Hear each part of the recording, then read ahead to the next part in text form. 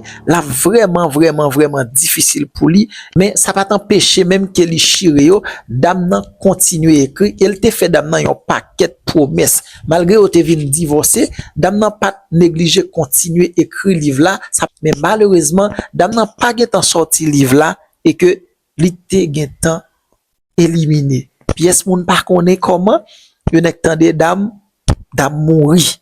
Eh bien, heureusement, avant que dame nan mouri, li te gen temps bay yon zanmi yon disque dur qui gagne toute information yo, qui gagne livre là complet.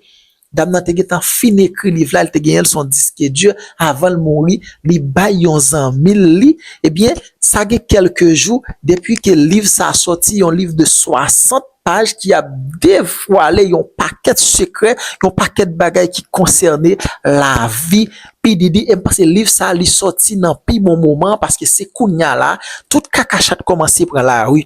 Et dans le moment pas la avec nous là, qui pi gros menace pour P. Diddy dans le moment m'a parle avec nous là, li c'est 50 Cent parce que 50 Cent te getan commencé découvrir un paquet de bagaille, il te dit faites ça que P. Diddy a fait, li gon paquet de secret qui caché derrière. It's like yo, so yo, when we gonna get the chance to to kick it, like we could just hang out, nigga. We gotta kick it.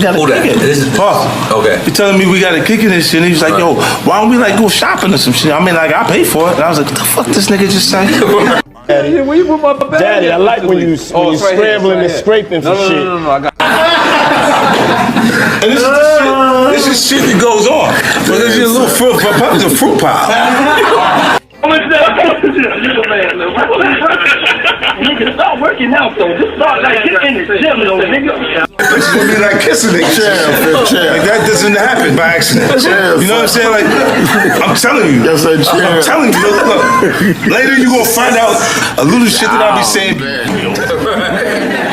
You understand what I'm saying? Man, listen, I'm trying to tell you the truth.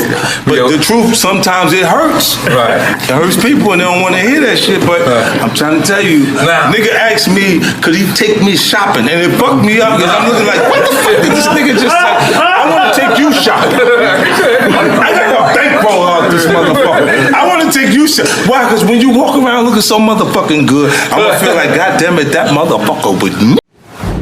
Les 50 Cent te commencé à dévoiler quelques secrets, pas de gen moun qui te bail ça importance, pas de quoi, pas de gen moun qui te vle quoi vraiment. Mais 50 Cent te dit yo met pozo, gon les cas privé, tout bagay après la rue, j'ai tout moun à ouvrir. Sincèrement, 50 Cent gen 10 ans depuis la travail sur un documentaire sur bagay P. Diddy. Et bien après 10 ans 50 Cent choisi la gen documentaire ça, il choisi vendre documentaire ça avec Netflix. Yon bagay qui fait tout le monde saisi et que 50 Cent ça pour moi son cerveau, son génie, c'est pas un entrepreneur seulement, dans n'importe ça monsieur a fait. Ouais, ils sont monde qui gagne consistance, ils sont monde qui dit que s'il veut font bagay, la faire quand même, et pas peur de camper derrière ça le fait.